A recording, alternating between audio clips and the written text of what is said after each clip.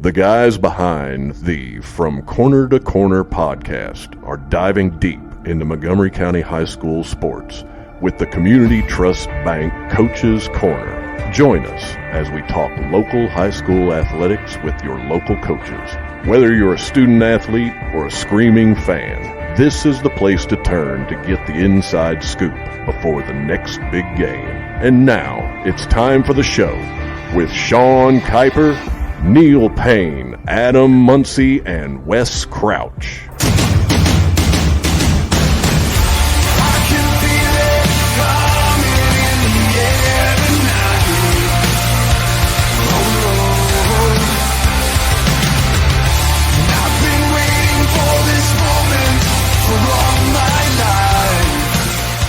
From Corner to Corner, Coaches Corner, presented by Community Trust Bank. Your friend in banking. Equalizing London. Member FDIC. Thanks for joining us live on Facebook and YouTube. Before we get started, we'd like to take a moment to thank our sponsors. Neil, would you like to do that? Sure, certainly. Community Trust Bank, as you so eloquently stated. Kimsoft, Tutu Sweet Treats, CRC Renovations, Caswell Pruitt Realty, Southern Sweeties, Jacobs Auto Body, and Horizon Landscaping. Absolutely. We couldn't do it without you guys. While you're watching us, go ahead and smash that like button or the follow button on the YouTubes. And share that joker. Absolutely. And joining us tonight, we have Dax Hays, the boys wrestling coach, and we have Matt Stevens, the boys assistant and girls wrestling coach. Woo! Welcome. Woo! So how long you guys been working with the WWE? Oh, wait, wrong kind of wrestling, isn't it? I've been in the wrestling program since I was in 3rd grade, but I've been a coach for the past 5 years. Wow. You don't look like you're older than 11th grade. No, sir, I don't. He always has to wear his coach's shirts when we go out to these places because they're like, if I don't, they're going to think I'm one of them. Yeah. He was pretty awesome. Yeah.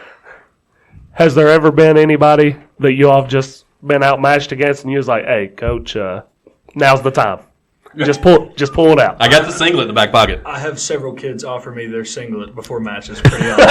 Unfortunately, as much as I would like to take that, I can't. I have to send them out there.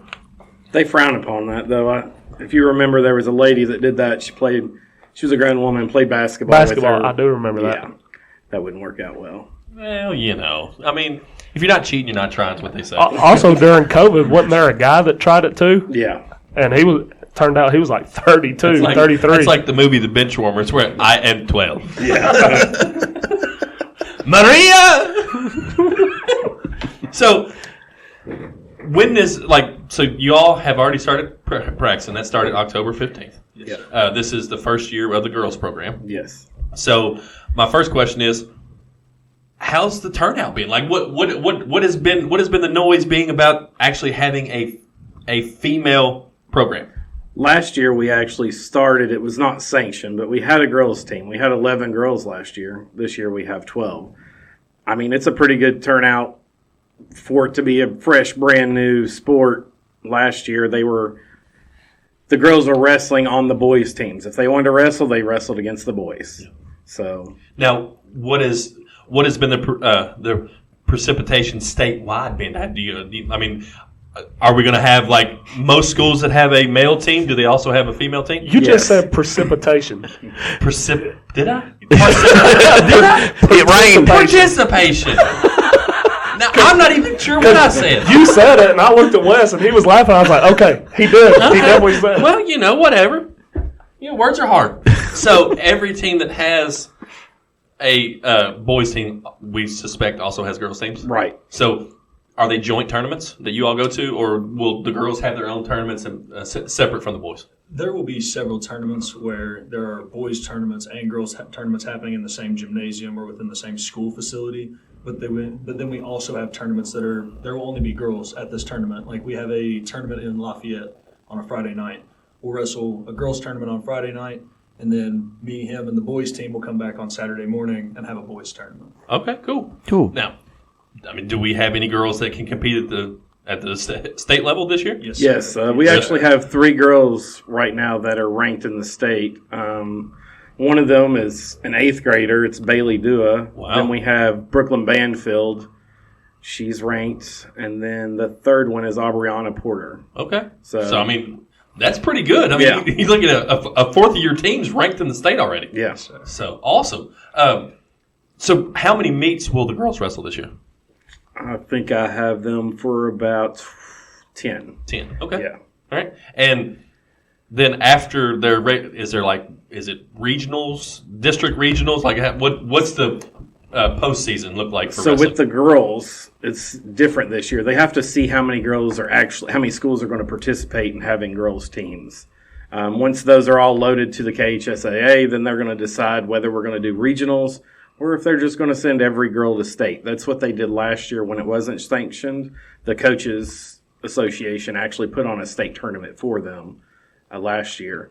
But this year, since KHSAA is running it, it's all going to be about how much participation in each area to see if they're going to put us in regionals or if they're just going to send them all. Okay, cool. So this season, with it being the first sanctioned season, really is a trial and error. Yeah, kind of it thing. is. We're just going to kind of figure it out as Yeah. we go. All right. Yeah. So we heard Coach Hays tell us about his background. What's your background in wrestling? I actually started coaching wrestling about 4 or 5 years ago in the middle school. I was the assistant coach. And then I moved to the head coach of the middle school, then moved head coach of the middle school. Last year I was doing too much. Last year I was the head coach of middle school, head coach of the girls team, helping Dax with the boys. And then I was trying to help youth. I was just too much. Yeah. So I passed over the middle school to Austin Morgan. He's actually running the program now, getting them where he wants them so they can feed up to the high school. And, yeah, I mean, this year's been smooth so far, not having all 4 programs. All right, so I'm glad you got my signal there. I did. So we've seen on the basketball side, that's where I'm coming from. Coach Mays has got this league going. You talked about the middle school program, the high school program. Is there a youth wrestling that kids can get interested in before it hits middle school? Yes, sir. As soon as your kid can walk, we can put them on the mat. The moment they can walk. Look, we I can put 'em on there. got 2 that would love it. If they Man, are, Max if can they're- kill some people. If they're mean and want to listen, we can take that It's energy the and want put to it- listen part that we got to work on. The main part, shoot, they got that down. We can teach discipline. We can teach us listening. All right. That's how my kids learned how to listen. They all look at me and they see me looks like one of them. Show them some discipline and they all listen real quick. Nice. We have Chris Burton that runs the youth program. He's been doing it now for quite a while. 3 or 4 years. Yeah. I had no idea this wrestling program is as big as it is. That's pretty cool. Believe it or not, has grown a lot in the past 2 years since me and him have taken over the program. It is, no offense to Coach Detweiler, but he was a very small-circled kind of guy. He would like to take a group of 5 kids and teach them to be the best wrestler possible. We have a view with Montgomery County being an educational sports program that every kid can learn a life lesson from wrestling. Not everybody's going to be the best wrestler, and wrestling, as I'm sure you all are aware, is a very hard sport to make it in. It takes a lot of time, dedication, and effort. So if we can just get a bunch of kids into our room and have them take those life lessons to use for the rest of their life, and they never wrestle again, that's okay. They learned something from our room. I've been in a lot of situations in my life that I wanted to quit, give up mentally, but I've made it through nights of not eating. So Right. it seems pretty easy compared to that. Right. So just life lessons are the biggest thing with our wrestlers. So now the boys side, how long has the boys wrestling program been around? It has been around since 2006. Okay. So what does the outlook for this season look like on the boys side? The outlook for this season, it was looking a lot better. We've educational reasons. Kids have to have academic checks before they're allowed to participate. So today we were woken up a little bit about that, a little more. But we have a better looking team than we've had in several years. Last year was the first year ever that we qualified for the state duels. So that's a good step for the program since 2006.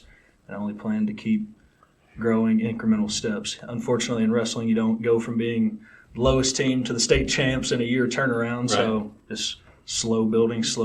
Right. So who are some of your top wrestlers this year? My top wrestlers this year would have to be, the first name that comes to mind is Clayton Bradley. He's our 150-pounder. Another one is a senior, Andrew McKinley. He's a 215, strong kid, built like an ox, has wrestled his whole life. We have a couple of younger kids who are coming up. There's this one brand new kid. It's his first year. His name's Chase. He's picking it up faster than anybody I've ever seen before. So we've been putting a lot of extra time and effort. He's a freshman, got plenty of time to learn the sport.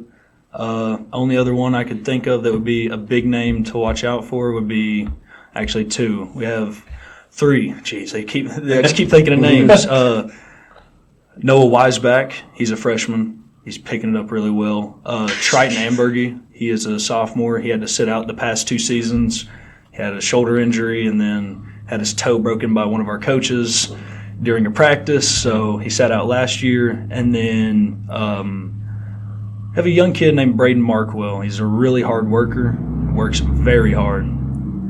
Getting the athleticism and everything else there is a little rough, but I think in the next year or two he will be one to watch out for. Well, you talk about Triton. He's also quite the bass fisherman too. An amazing bass fisherman. So you don't think about people that bass fish. They're like also going to wrestle too. So you talked about one of your athletes being injured because it was Triton broke his toe. So how physical do the coaches get during practice? It depends. We all know our level of wrestling, and you have to meet each kid. Go ahead. You have to meet the level of each kid. Right. Triton is one of those kids. I mean, he just goes and goes and goes. And we have another coach. His name's Alex Holt. He's another one of those kids. His talent wasn't always the best, but he will outwork every person in the room. We had them two going together, and they weigh about the same. And Triton was going at Alex, and he took a shot weird, stepped on his toe. It was a freak accident to break his toe. But me, myself, Coach Austin, Coach Alex get very sweaty, very physical in the room. Now, are you both Montgomery County Yes, people? So you actually wrestled for Coach Detweiler? Yes, sir. So that's kind of got to be odd that you wrestled for him, and now. So were you on the same team as Alex? Yes, sir. Okay. He graduated a year before me. Okay. So that's kind of got to be odd though, right? Like it is kind of grew up in the program, and now kind of like a dream, I guess. It is. To be honest with you, I was lost for a long time in my life. Yeah. And once I found my way back into the wrestling room, and then a year ago they offered me the head coaching position, it changed everything for me. Right. It has been eye-opening, and couldn't think of anything else I want to do. I love it. So outside the mats, what is your 9 to 5 jobs? I work at Olympic still. I'm a material coordinator there. Okay. I'm currently on track to be a dietary manager with Gateway Head Start. Okay. And then after that, after I complete my college education, hopefully become either math, science, or a physical education teacher at the Montgomery County High School. Nice. So you said earlier you were listing through some of your better wrestlers, and I know this probably goes for both teams. What are the weight divisions in wrestling? I mean, where's it cut off, and how many divisions are there? There are 14 weight classes for the boys. I think there's 15 for the girls this year. Or is it 14 still? 14. They're shifted about every 5 to 7 pounds from 106 for boys, from 106 pounds all the way up to 285. Gotcha. And it's about 5 to 6 pound weight shift all the way up until you hit 165. Then you get to 165, and for whatever reason, they're going 165 to 175, and then 175 to 195, 195, 215, and then from 215 all the way to heavyweight. 285 is the cutoff. Got you. But if you weigh 216, you're going to wrestle a boy that weighs 285. Yep. What they're telling you is you'd break a hip, Wes. Oh, yeah, there's no doubt about that. Oh, no. I would wrestle, if I wrestled in the 106 category, I'd break a hip. So don't worry about that, because, technique-wise, forget it. I might be able to suplex somebody. That's the wrong thing to do. If it doesn't involve brass knuckles and steel chairs. If your knee touches the ground first, it is perfectly okay. Yeah. Oh, okay. Just to let you know. And the girls' division's a little different since it's the first year. They had all the ADs across the state vote on what they wanted the weight classes. And there were some crazy weight classes, and there were so many girls that weren't going to get to wrestle. So all the coaches came together. Coach Teeter, which is Tate's Creek's coach, has pushed for girls wrestling for the longest time. So he's the biggest girls wrestling advocate out there. he got with all of us, and we filled out a survey of what all the coaches actually wanted weight-wise. So they changed it right before the season, like they just changed it last week. So our weight classes are going from 100 is the lowest, and the highest is 285. But there's a break in hours because they picked the girls' weight bracket that's supposed to be from 100 to 235. That cuts off a lot of the bigger girls that were going to wrestle, so they added 285 on top of it, so ours goes from 235 to 285. Gotcha. On the top side. Gotcha. So, what kind of opportunities are out there for your athletes to wrestle at the next level? Believe it or not, there are more college wrestling scholarships than you would believe are available. Okay. Because it's, like we said, it's a hard sport. It's not football. You can't have the if you're the outside lineman and you miss the tackle, you don't have the linebacker there to save your back and catch that tackle. It's on you. So if a kid's willing to work hard, has decent grades, and will show the ability to learn, there are plenty of college scholarships available to them. Unfortunately, it's after the college level that wrestling has just fallen off. Yeah. Outside of the Olympics, I mean, you may know who Jordan Burroughs is. Mm-hmm. That could be one wrestler I named that you may know who he is as far as folk style.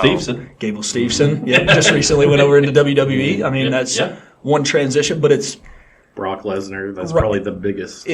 Bo Nickel is another one. He went to the Kurt UFC. Angle, don't forget about it. Broken freaking neck. Right. So, unfortunately, the avenues for a wrestler they start to fall off on such an immense amount after college. So for most kids, you can use wrestling to get into college, help you pay for a little bit. Right. That would be the end goal, I would have to think. And would you imagine that it's probably just the physicality is why it drops off after after college? I would have to think so. Yeah. So the body not being able to keep up. Right. Because it is it is only 6 minutes, but that's the hardest 6 minutes I've ever been a part of. Right. Now, equal opportunity on the girls' side. I mean, are there just as many college programs? Okay, so 2 years ago at the coaches' girls' state, there were a bunch of colleges that were starting up programs. They were there offering scholarships to girls on the spot. Yeah. It's not let me send you a letter. It's I'm offering it right now. Right. There were girls that didn't win much and still got an offer.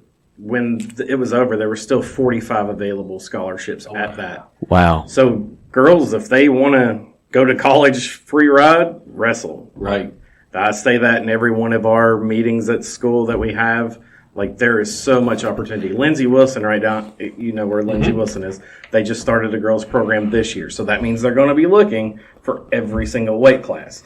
It's not like they're starting it and being like, hey, come out of your radiology class and come wrestle for us. They're going to be going to these tournaments and looking to fill in their spots. And I mean, that's a fantastic recruitment tool for you to get girls and boys involved in it going, look, I mean, if you want to go to college, this is a great way of doing that, you know. It's a lot of times those secondary sports, i.e. bowling. My daughter bowled, and there were several times that she was approached by colleges, you know.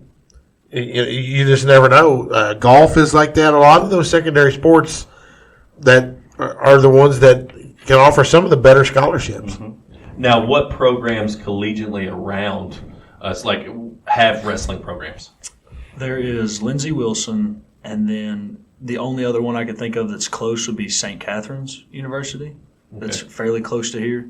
Outside, Campbellsville has a wrestling team. Especially the D2 and D3 schools. Division II in Kentucky. The University of Kentucky back in 1960 used to have a wrestling team. Well, and that was going to be my why doesn't Kentucky and Louisville have it's got to come down to funding, I would think. I would think, personally, interest in the sport and us being such a basketball state. Yeah. I mean, we do so well in basketball, and it's really hard to draw people away from a 2-hour basketball game that you can go sit down and in 2 hours, about anybody can sit for 2 hours. And get ice cream. Yeah, rough ice cream. Let's not let that out. It's tough to ask someone to come sit through a 10-hour, 11-hour wrestling tournament. So numbers of people wanting to be there, if it's not family or past wrestler, it's hard to get them to come out and sit and watch. Now, you said 6 minutes. Yes, sir. So how does a typical match go? It is 2 minutes in the first period. You'll start on your feet. Both wrestlers will start on their feet. Then at the end of that 2 periods, or 2-minute period, there is a little coin. It's got red on one side, green on the other. They'll flip it. Red or green gets a choice. There's 3 choices you can defer, or 4 choices: defer, top, bottom, and neutral. You get to choose from there. If you make it through that 2 minutes, it goes into the third period, and whichever person didn't get to choose gets their choice. From there, you make it to that end of the 2 minutes. So that's pretty simple to pretty much teach. From young. You can get them young and get them to understand that set of rules. Mm-hmm. How hard is it to get them to understand you can't do this, you can't do that? Technique of actually, I guess Olympic wrestling. The best way to have them understand that they can't do something is just showing them. And unfortunately, for the vast majority of what I've figured out in the past 5 years has been, you can tell them all you want. Lead them to that water. Keep leading them. Yeah, but they aren't going to drink until they're ready. They'll get in a match and you'll go through a position. And that's one thing I've learned as a coach too. Like for the past 2 weeks, we have just been strictly basics, going through step 1, step 2, step 3. And then, all right, do it full speed by yourself. Trying to get them through that because you have to make it to the first tournament because every kid in the room says, oh, yeah, coach, I know. I got it, coach. I'm perfect. I got it figured out. Right. It's a little different when you step out on the mat for that 6-minute match and everything just kind of blanks. So you just have to they just have to learn, throw them to the fire. They just learn by mistakes and get better and better from there. You teach them a small amount of basics to get them through a match. You get them to a certain level, and then you have to just keep developing and developing and developing. It's a lot harder than a lot of other sports because I can't, just because my 106 is getting hit in this move doesn't mean my 285 is ever getting hit in this move. So I'm having to, at a tournament on Saturday, make notes for this kid and then make notes for this kid. And then on Monday, we have to come back into the practice room and start combine it all. Yeah, trying to put it all together and make it all work. So are there timeouts in wrestling? There are. If you bleed or something's injured. You got to blame yourself. It would not be the first time. But you talked about your athletes. Like, Coach, I got it. It's fine. No, I understand. It brings me back to the Mike Tyson quote: "Is everybody has a plan until they get punched in the mouth." Right. And it's like your kid is like, no, I got it, and then they go out and they get punched in the mouth. It's like, whoa, Coach, I need help. So take us through as you are coaching your wrestlers there, like. What are you yelling out to them? How are you trying to help them through the match? Okay, so as sitting on the corner of the mat as a coach, 90% of the time you'll see me leaning, moving. I get very intense when in the match. I feel like I get more tired from watching them wrestle than I ever did wrestling myself because I'm constantly tense trying to get through the match. The hardest part is when they're out there in a match, it's kind of like in a football game. You can tell them the play to go for, but once the whistle blows, it's I hope they're sticking to it, and I hope they're going to do what we talked about. Gotcha. Biggest thing is like in those breaks in between periods when a kid's setting up for a new position, or if a kid bleeds, get a nosebleed, something, getting over to that kid and letting them know what they've done right, things that have worked, letting them know, hey, I saw this was wrong. Let's do it this way and fix that. It's minute details. Unfortunately, I can't win a match for one of my kids, and he can't win the match either. Right. But we can set you up with small moves to put you in a little bit better of a position so that hopefully you have the upper hand moving forward. Maybe notice that the other wrestler that they're wrestling is doing the exact same thing every time and catching them doing it. And like a tail in poker, right? Yep, it is. It's almost like it's whenever there's a saying that you're standing too close to the trees to see the woods. Luckily, we're standing outside of the woods. We see everything that's happening and trying to get through to that kid. Hey, he's sticking that right leg out. The right leg's there, just, and finding these little minute details to take advantage of. So going back to the coin toss, I had a follow-up question to that. You said there's like 3 or 4 different options, right? Yes, sir. Is every wrestler prefer a different starting spot? Usually, yes. Yeah. You have some kids that, me particularly, when I was a wrestler, put me on bottom. There's no one in the state going to hold me down. I will move and move and move until I get up. I have some kids, you're going to put them on bottom, and the first thing that's going to happen, their forehead's going to touch the mat, and they aren't going to pick their head up the rest of the time. Yeah. So we don't put them on bottom. That's another part where it's challenging for me and him. We have to start learning each of these kids. I have a rule. I took it from Detweiler. None of my kids will choose when the ref tells them, like he flips the coin and says it's their choice at the beginning of the second or third. You're not going to choose without looking at me first. I'm your coach. I've been watching this whole match. I know where you're at. I've seen the points that are scored. We're going to help you choose from there. If it's second period, we always defer because it just gets us into the third with a choice. Right. Kind of gets us set up a little better. You know what has to happen, right? Right. At that point. As much the kid, we have some kids that, I have several kids that will turn around and they look at me and they're telling me, this is my choice. This is what I want. You're right. You know yourself. You do. So I let them make that choice. I agree with them. Yep, go ahead. I have some kids that'll turn around and they'll try to choose a position. You're like, man, you spent a minute and a half in that spot last time and you didn't score a point. So maybe we don't go there. Right. So just helping them get through those small choices. And a simple thing to understand, let's say you're in a wrestling match. It's going into the third period. You're up by 1 point. The best position to choose is bottom, 100%, because you can't get taken down. You can't get reversed. You don't give up any points as long as you can keep from going to your back. Now, if you can go to if you're easy to turn, maybe let's not choose bottom. But if you're up by 1 and you're not an easy kid to turn, go on bottom. You won't give up any points. You can end up getting an escape. It's a strategy game. Right. The big thing we point out in wrestling is we're playing chess, not checkers. Yeah, I was just getting ready to say, not only is it a major physicality sport, but there's a lot of cerebral aspects to it. You've got to know yourself, and you've got to be able to pinpoint what your opponent is weak at fairly quickly, because it's only 6 minutes. So how many of these matches are going on at one time? Because, I mean, obviously you're not going to be able to watch 2 or 3 at a time. Correct. So typically at any of these tournaments, there's 4 to 5 mats down. When you get to the state tournament, it's like 6 to 8 mats. There are times when you're going to have 2 kids that are supposed to wrestle at once. Luckily, another thing I stole from Coach Detweiler, if I have a kid who comes up and it's his turn to wrestle, you're supposed to report to the mat within 5 minutes of them calling your name or they can disqualify you. That does not mean you have to wrestle. You have to be there. They have to see that you are present at the tournament. Go over there, get in my coach's chair and sit down. Or stand behind my coach's chair and warm up. The match is only 6 minutes. Sometimes they'll last a little bit longer, but usually at a certain point, about a minute left in the third period of a match, 90% of matches, you can probably walk away as the coach. And nothing's going to change. It is going to be what it's going to be. So if it gets to that point, I can look and go, if my kid's up by 5 with a minute left, I can go, hey, be smart. I got to go over here. Cool. And they'll take over for themselves. So just like I'm gonna put you in the fire now. Just like any other sport, coaches have problems with refs sometimes. Yes, sir. Is it the same in wrestling as any other sport? Believe it or not, it may be worse. Yes. I need an example. Okay, I went to a middle school tournament this past Saturday. I had one of my middle schoolers asking me to come help watch and coach him. There's a position, he gets the kid in, he's trying to pin him, he realizes he can't lock his hands the way he needs to, so he gives it up to go behind and get 2 points.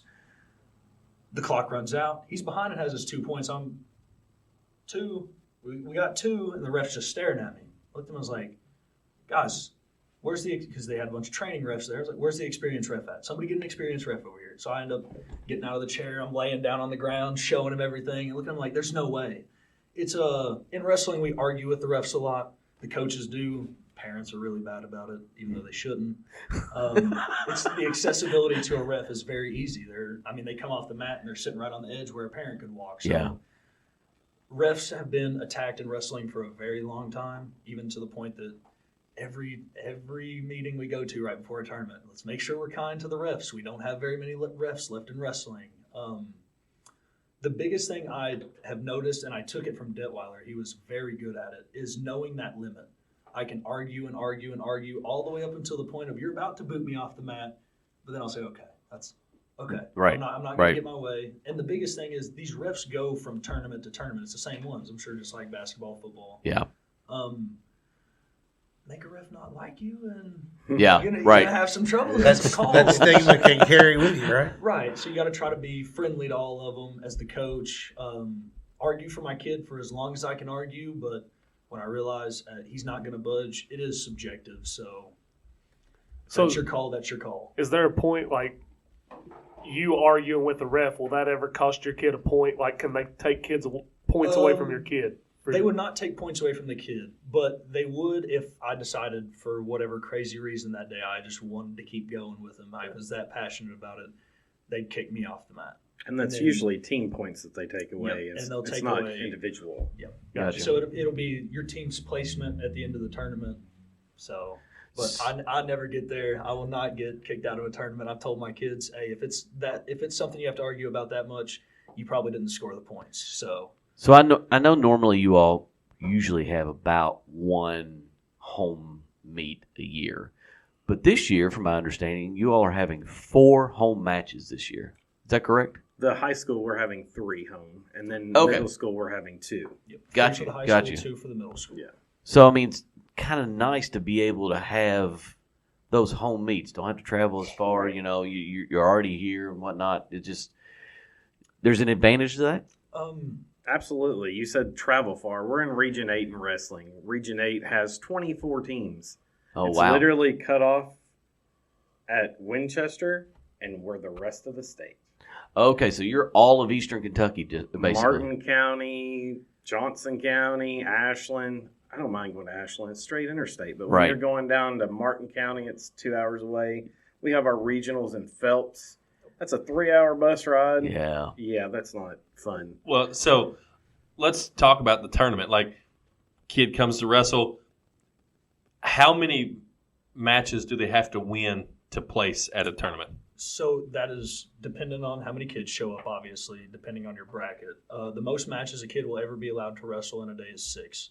At 6 matches, we're cutting it off. There has been some scientific researches and studies that by people way smarter than me. Yeah. And they say at 6 matches, it's too much. Yeah. So typically, if you want to win a tournament, be the champion, get first place, 4 matches. If you Okay. get 4 to 5 wins in that day, you've won the tournament. Okay. If you lose your very first match, then you want to place. I mean, you guys know how brackets work. Right. It's going to be a long day. So how many matches do you have, like, in regardless? Okay, so if we go to an individual tournament in high school, the vast majority of our tournaments, the only guaranteed amount of matches you have are 2.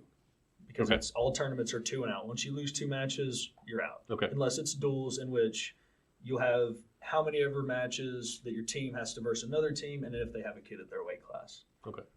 So when is your first home match here? Our first home match is Wednesday, December the 6th. Okay, so just a couple weeks away. Yeah, we're about Nice, 2 nice. weeks out. So everybody get out there and go to a wrestling match. It's an all-day event. If I'm not. Wednesdays are Ours, not. yeah, ours will not be an all-day event. No. The Wednesdays, all the home tournaments that we have are duels. We couldn't quite get the gym. We kind of fight back and forth with other sports on getting gyms, Okay. but that's okay. We understand we're still a growing program trying to get there.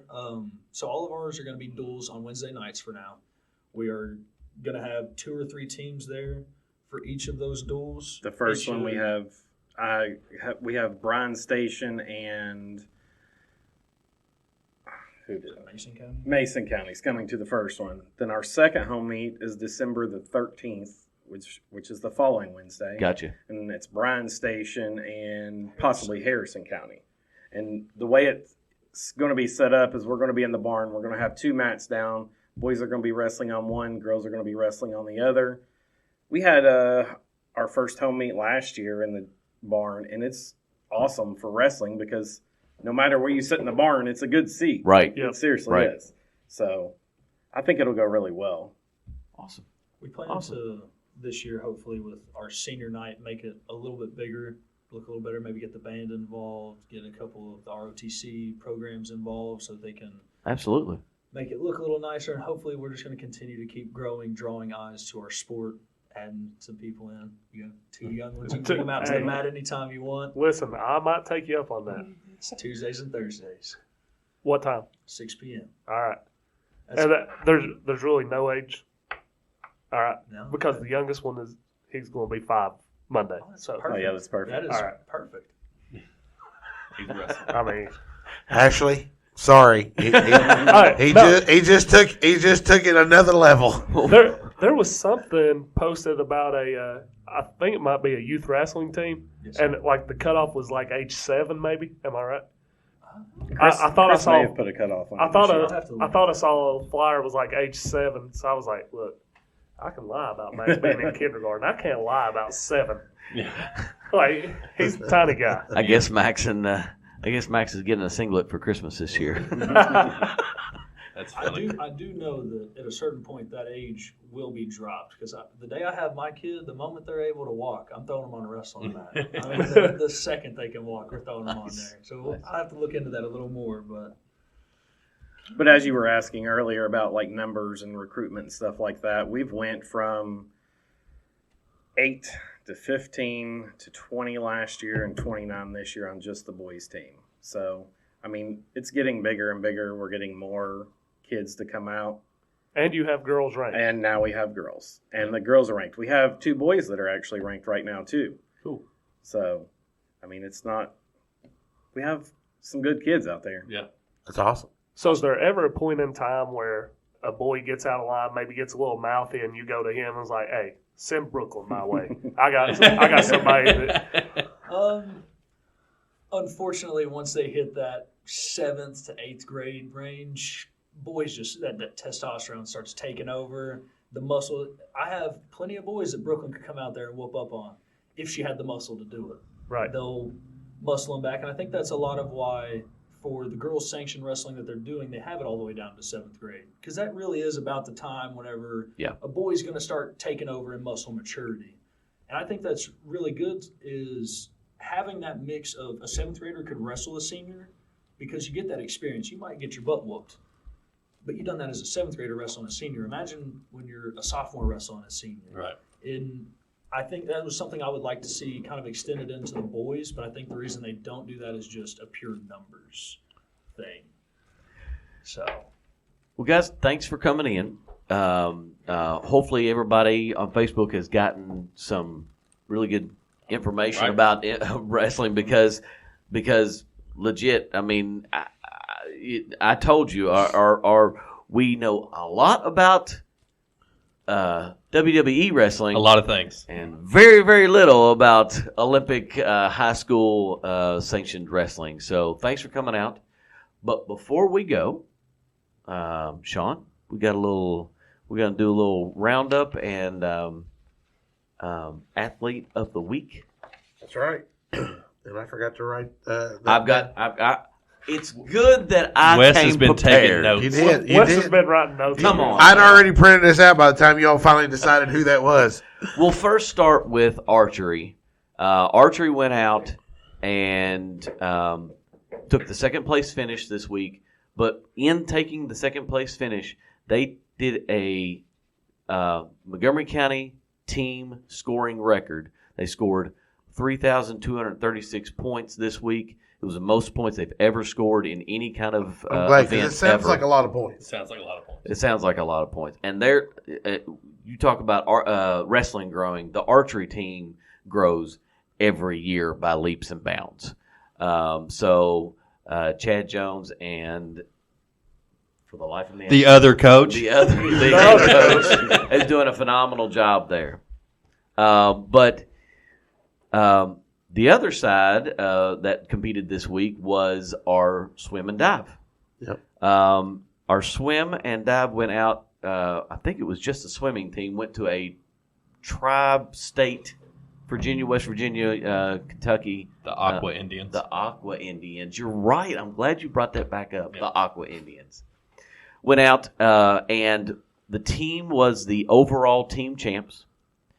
And for this week's KimSoft Players of the Week, Athletes of the Week, Player of the Week, Swimmers of the Week, Swimmers of the Week, Aqua Indians of the Week. The overall girls champion will be one of our Players of the Week. Athlete. It says players right there. But Whose fault is that? Athletes of the Week. That's not my fault. The shirts say Athlete of the Week is Addie McCann. She was the overall girls champ. She also just recently signed to swim in college with West Virginia Wesleyan. Yep. And on the boys' side, the overall champ was Cooper Gross, and he is also our one of our KimSoft athletes of the week this week. So congratulations to you. Absolutely. Awesome Fantastic job. So Well, guys, there you have it for another episode of the From Corner to Corner Coaches Corner, presented by Community Trust Bank. Your friend at banking. Member FDIC. Equal housing lender. We do this for our community and for our kids and for our students, all of our coaches. The support that you give us is fantastic. We couldn't do it without you for sure. Again, if you're not following us, go out, follow us, share us. We have some good laughs on these shows, and then our social media is pretty funny too. So give us that like, give us that follow, share us out. We'll catch you guys next week. Stay safe, friends.